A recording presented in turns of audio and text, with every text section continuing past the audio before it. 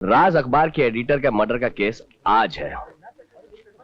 तुम्हारा क्या ख्याल है, कातिल उमेश को 7 साल की सजा मिलेगी या उम्र कैद की सजा होगी? बीके शर्मा कोई मामूली आदमी नहीं है। उसके रिश्तेदार उमेश को फांसी दिलवाने में एड़ी चोटी का जोर लगा देंगे। मगर एडवोकेट सानी के किसी भी क्लाइंट को आज तक सजा हुई है? देखना, उमेश को वो बाइज्जत बरी करवा कर रहेंगे। उन्होंने जिंदगी में कोई भी केस हारा नहीं है। लो, नाम लिया और एडवोकेट सानी साहब भी आ गए। बेटा, मेरे बुढ़ापे का और इन बच्चों का एक ही सहारा है, मेरा बेटा उमेश। मेरे बेटे उमेश को बचा ले बेटा। आपकी फीस देने के लिए हमारे पास सिर्फ ये घर के कागजात हैं। इन्हें रख लीजिए और मेरे सुहाग को बचा लीजिए। नहीं, इसकी कोई जरूरत नहीं। उमेश बच जाए तो मैं समझूंगा कि मुझे मेरी फीस मिल गई। मैं अपनी तरफ से पूरी कोशिश करूंगा।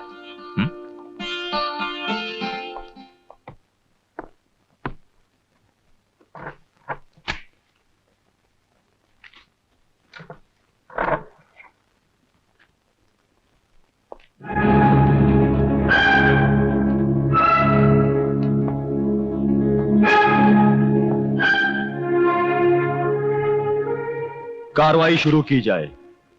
मिलॉर्ड, मकतूल editor BK Sharma murder case की तफसील मैं अदालत के सामने एक बार फिर से दोहराना चाहता हूं। इजाजत है। मिलॉर्ड, राज वीकली के एडिटर बीके शर्मा का मुल्जिम उमेश के साथ झगड़ा हुआ। मुल्जिम उमेश ने सारे स्टाफ के सामने बीके शर्मा को कत्ल कर देने की धमकी दी और उसी रात ठीक 9 बजे मुल्जिम उमेश ने मकतूल के घर पहुंचकर एक तेज धार वाले चाकू से उसका कत्ल कर दिया। इससे पहले कि मुल्जिम मौकाए वारदात से फरार हो, पुलिस ने मौकाए वारदात पे पहुंचकर उसे गिरफ्तार कर लिया। That's all milord. Your witness. Milord, postmortem की रिपोर्ट के मुताबिक कत्ल 9:15 पे हुआ।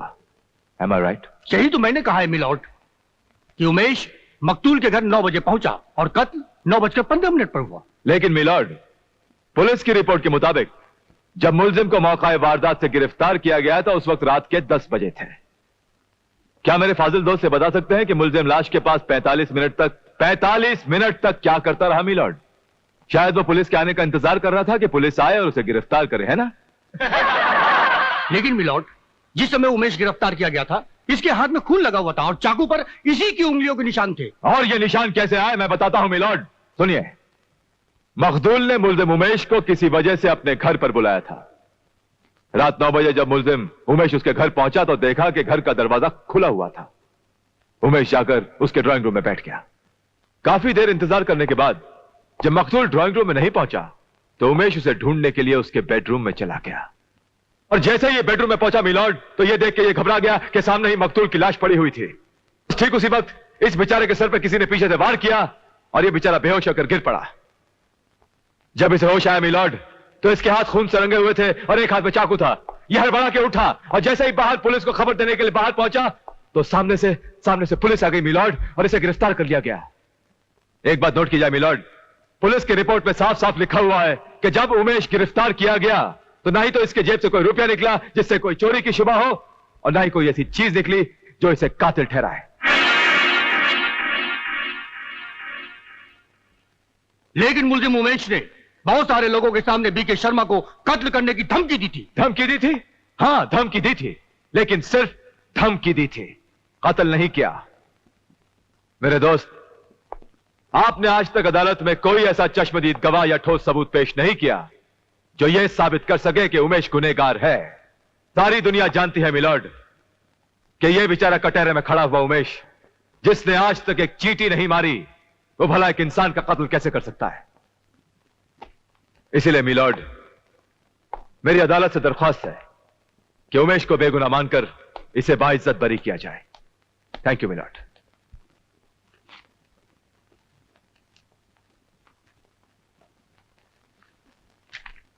मिलॉर्ड, मुझे अभी अभी खबर मिली है कि इस केस का एक चश्मदीद गवाह यहां मौजूद है। मैं उसे अदालत में पेश करने की इजाजत चाहता हूं। आपको पूरी इजाजत है।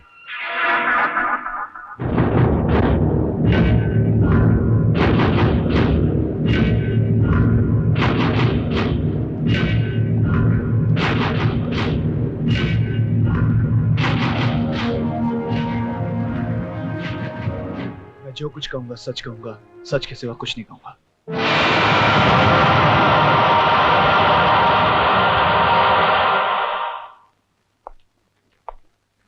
तुम्हारा नाम? जी जय कुमार। इन्हें पहचानते हो तुम? जी हाँ, मैंने इन्हें देखा है। कब और कहां? जी 28 जुलाई की रात को एडिटर बीके शर्मा के घर। उस वक्त तुम कहां थे? इत्तेफाक की बात है कि मैं अपने बालकनी में खड़ा था, जो बिल्कुल एडिटर बीके शर्मा के बंगले के सामने है। मैंने देखा इन दोनों के बीच आपस में वार्तालाप चल रही थी। बातों ही बातों में इनका झगड़ा शुरू हुआ और फिर हाथापाई। थोड़ी देर में इस आदमी ने अपनी जेब से चाकू निकालकर एडिटर का खून कर दिया। Your witness please. तो यह कत्ल आपकी नजर के सामने हुआ है? जी हाँ। तो आपने इससे पहले अदालत में गवाही क्यों नहीं दी? शरीफ आदमी कोर्ट कचहरी जाने से डरता है, लेकिन जब मैंने देखा मेरे चुप रहने से यह आदमी फांसी के तख्ते से बच जाएगा, यह बात मुझसे बर्दाश्त नहीं हुई और मैंने। हाँ, तो आपने मुलजिम को बीके शर्मा के पेट में चाकू उतारते हुए देखा? जी हाँ। वो चीखा तो होगा? जी हाँ, वो चीखे थे। तो फिर किसी और ने उसकी चीख क्यों नहीं सुनी? वो चीख तो मैंने भी नहीं सुनी थी। क्यों? क्योंकि ठीक उसी वक्त ऊपर से एक प्लेन गुजरा था, जिसकी आवाज से बीके शर्मा की चीख दब कर रही थी। हाँ। चलिए, मान लिया कि आपने मुलजिम को बीके शर्मा के पेट में चाकू उतारते हुए देखा। उसके चीखने की आवाज सुनाई नहीं दी क्योंकि ऊपर से प्लेन गुजर रहा था। लेकिन शायद आप जानते नहीं कि मुलजिम कत्ल के 45 मिनट के बाद गिरफ्तार हुआ है। उन 45 मिनटों में वो क्या कर रहा था? क्या वो कत्ल करने के बाद आराम कर रहा था, या फिर से थम्स अप निकाल के पी रहा था, या फिर बगीचे में गुलाब का फूल सूंघ रहा था? क्या कर रहा था? वकील साहब, नहीं। चाकू के वार के बाद घायल बीके शर्मा इस आदमी पर झपटा। यह आदमी पास रखी अलमारी से जा टकराया और अलमारी के ऊपर पड़ा हुआ एक गुलदस्ता इसके सर पर आकर गिरा। शायद उस वक्त तक बीके शर्मा अपना दम तोड़ चुके थे और यह आदमी भी गिर पड़ा। तो फिर आपने क्या किया? पहले तो मैं घबरा सा गया, फिर समझ में नहीं आया मैं क्या करूं। लेकिन फिर ख्याल आया मुझे पुलिस को सब कुछ बता देना चाहिए। मैं दौड़ कर गया पब्लिक फोन के वहां जाके पुलिस को फोन किया और वहां सब कुछ बता दिया, लेकिन अपना नाम नहीं बताया। और जब लौटा तो देखा यह मुजरिम दौड़ने की कोशिश कर रहा है, लेकिन तब तक पुलिस पहुंच चुकी थी।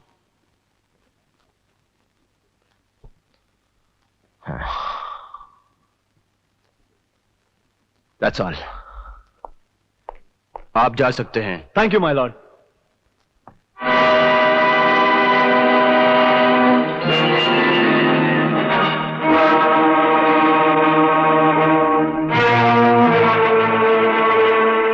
सरकारी वकील की सारी दलीलों और जय कुमार की गवाही से अदालत इस नतीजे पर पहुंची है कि मुलजिम उमेश ने अपने होश और हवास के साथ एडिटर बीके शर्मा का कत्ल किया है। लिहाजा यह अदालत मुलजिम उमेश को कातिल मानते हुए दफा 302 के तहत सजाए मौत का हुक्म देती है, to be hang till death.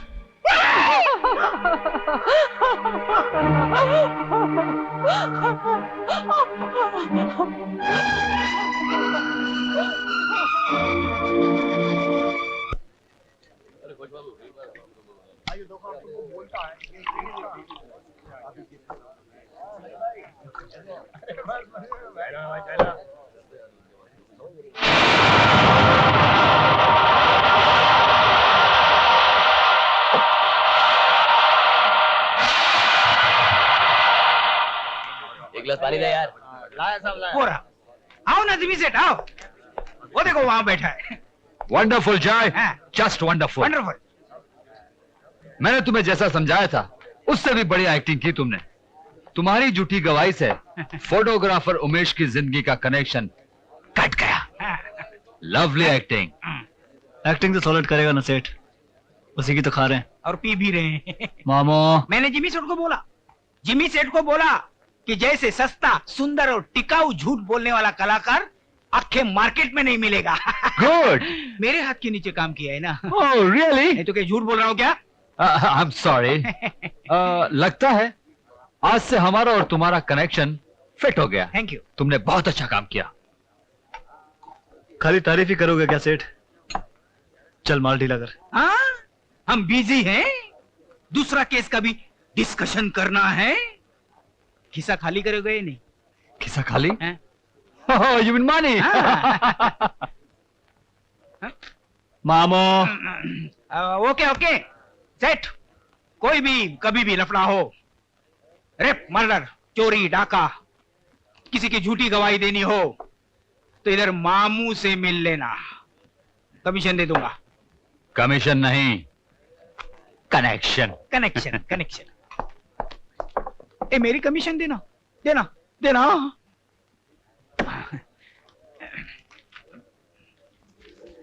मामो।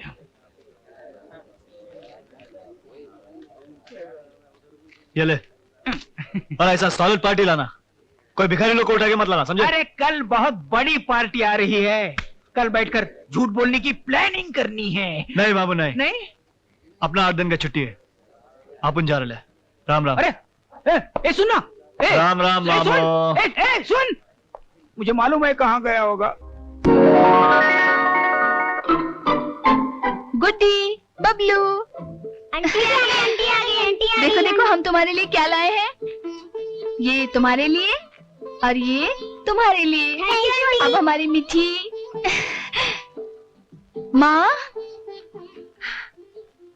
बेटी तू आ गई? हाँ माँ, जैसे ही एग्जाम्स खत्म हुए हॉस्टल की कैद से आजाद होकर सीधी चली आई अपनी माँ और भाभी से मिलने। अरे आप लोग इतने सीरियस क्यों हैं? समझ गई। आप लोग सोच रहे होंगे कि मैं इस बार हॉस्टल जल्दी ही चली जाऊंगी, लेकिन भाभी चिंता करने की कोई जरूरत नहीं है। मैं अभी भैया से कहकर इसी शहर में एडमिशन करवा लूंगी। कहाँ है भैया? अरे भैया कहाँ हैं? डैडी तो जेल में। क्या? हाँ, उन्हें तो फांसी की सजा हो गई।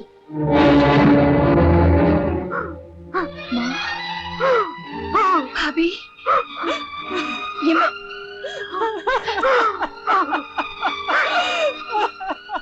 ये नहीं हो सकता, ऐसा नहीं हो सकता। ऐसा ही हुआ सरिता, ऐसा ही हुआ। उस आदमी की झूठी गवाही ने मुझे खूनी साबित कर दिया। मैंने बहुत कोशिश की मगर मेरी सच्चाई को झुठला दिया गया। मैं जानती हूँ भैया कि तुम निर्दोष हो, लेकिन मैं कानून को तुम्हारी सच्चाई का आईना दिखाकर रहूंगी। कानून नहीं देख पाएगा सरिता, क्योंकि वो अंधा होता है। लेकिन बहरा तो नहीं होता। कौन है वो झूठी गवाही देने वाला?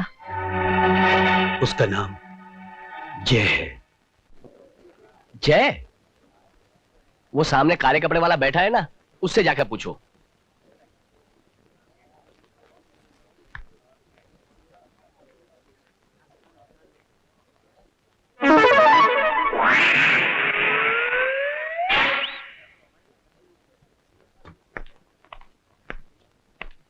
सुनिए। कौन है? सुनिए, मुझे जय से मिलना है। एक और बिरयानी ला। बैठी ना बैठी। बोलो क्या केस है? केस? कैसा केस? समझ गए समझ गए। तो आप सब जय को बताना चाहती हैं, लेकिन जय तक पहुंचने से पहले आपको मामू को मिलना पड़ेगा। ये मामू कौन है? मामू कौन है? आप मामू को नहीं जानती? नहीं जानती? इसका मतलब आप कुछ नहीं जानती। आप जो भी केस लेकर आई है ना, उसे मामू बचता नहीं, यूं सॉल्व कर देगा। पर ये मामू कौन है? हाँ मामू, आपकी बिरयानी।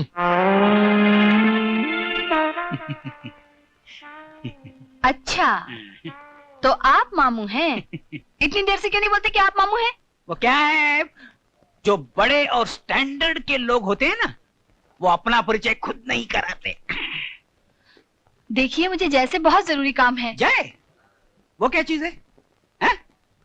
अरे जुम्मा 8 दिन नहीं हुए उसे झूठ बोले। अब मुझे बताइए, मैं आपका केस हैंडल करूंगा। अरे आपको नहीं मालूम मेरे भी क्या दिन थे।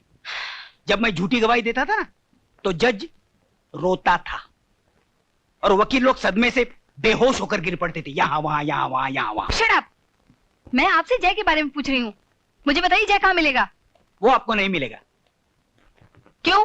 वो छुट्टी पर है। छुट्टी पर? हाँ, वो क्या है कि उसकी जेब है गरम, इसलिए वो ठंडी जगह पर गया है अपने छमिया को लेकर। बेशरम।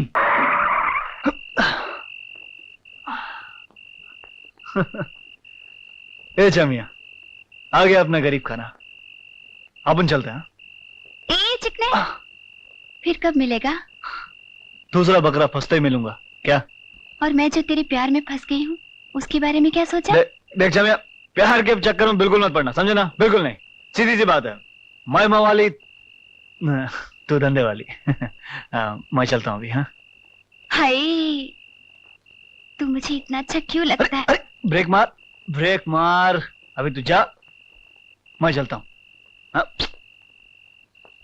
अबे खुल खुल।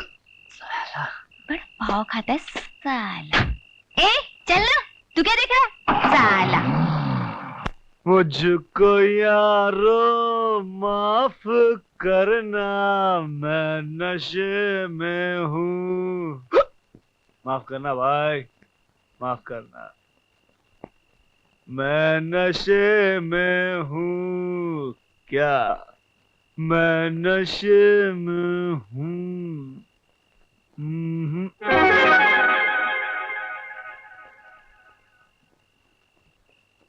चौदवी का चांद हो या आफताब हो। क्या तुम ही जय हो? नहीं, मैं जय नहीं हूं, मैं तो उसका भूत हूं। Shut up!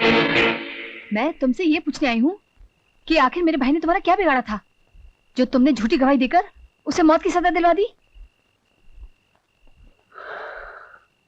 देखिए मैडम, जिंदगी में हमने बहुत झूठी गवाही दी, बड़ा बड़ा लोगों को अंदर करवाया। तुम किसका बात करता है, हमारी समझ में नहीं मैं आता। प्रेस फोटोग्राफर उमेश की बात कर रही हूँ, जो बेगुनाह और बेकसूर है। होगा बेगुनाह, होगा बेकसूर, अपने को इससे क्या है? जय को सिर्फ पैसे की झनकार सुनाई देती है। एक बार पैसा हाथ में आया तो किसी के बारे में नहीं सोचता है। और जानता है क्यों नहीं सोचता है? जानता है? बैठो मेम साहब, बैठो बैठो, हम तुमको बताते हैं। बैठो बैठो बैठो बैठो। बचपन में जय का मां मर गया, किसी ने उसकी परवाह नहीं की, किसी ने उसको घर बुलाकर खाना नहीं खिलाया। बाहर बारिश पड़ता था, किसी ने यह नहीं बोला बेटा अंदर आ जाओ, बीमार पड़ जाओगे। किसी ने मेरे सर पर हाथ नहीं रखा, किसी ने मेरी परवाह नहीं की। जब किसी ने मेरी परवाह नहीं की तो मैं किसी की परवाह क्यों करूं? हाँ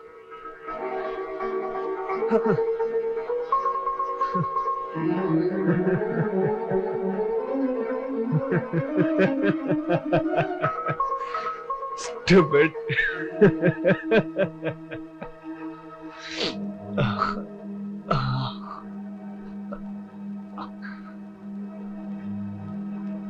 तुम कहती हो तुम्हारे भाई के खिलाफ गवाही क्यों दी? अरे तुम्हारा भाई मरता है, मर जाने दो, उसे फांसी लगती है, लग जाने दो। भाड़ में गया तो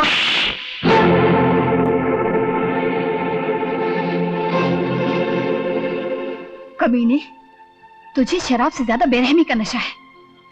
चल मेरे साथ, आज मैं तेरा सारा नशा उतार दूंगी। आज मैं तुझे दिखाऊंगी कि तेरी एक झूठी गवाही ने हमारा हरा भरा घर उजाड़ दिया। चल मेरे साथ। देख देख इस बूढ़ी माँ को, नीच झूठे इसके बुढ़ापे का सहारा छीनकर इसे जिंदा लाश बना दिया है। अब इसकी आंखों से आंसू नहीं, खून टपक रहा है। सरिता, इसे यहाँ क्यों लाई हो? अब तू क्या हमारी बर्बादी का तमाशा देखने आया है? चला जा यहाँ से, चला जा। नहीं भाभी नहीं, इसे देखने दो, इसे देखने दो कि जब कयामत आती है ना तो क्या मंजर होता है। देख इन मासूम बच्चों की तरफ, अब कौन करेगा इनकी परवरिश?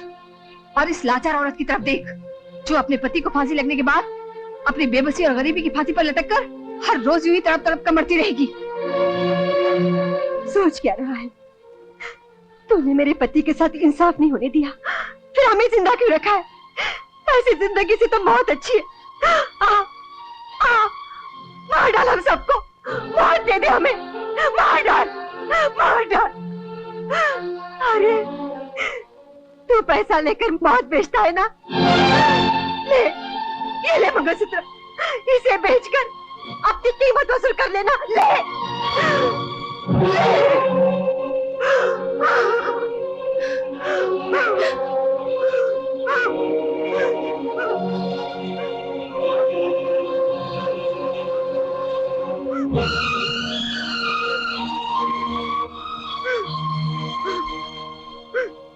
मैंने हमेशा गीता पर हाथ रखकर झूठी कसम खाई है। आज पहली बार मैं सच्ची कसम खाता हूं। मैं तुम्हारे पति को बेगुनाह साबित करके रहूंगा, उसे कानून के चुंगल से बचा के रहूंगा, इस घर की खुशियों को वापस लाऊंगा। ये मेरा वादा रहा। हो सके तो मुझे माफ कर देना। अंकल, आप सच बोल रहे हैं? डैडी वापस आ जाएंगे? हाँ बेटा, तुम्हारे पापा जरूर वापस आएंगे। मेरी आंखें खुल गई हैं। मैं तुम्हारे पापा की आंखें बंद होने नहीं दूंगा, नहीं होने दूंगा बंद।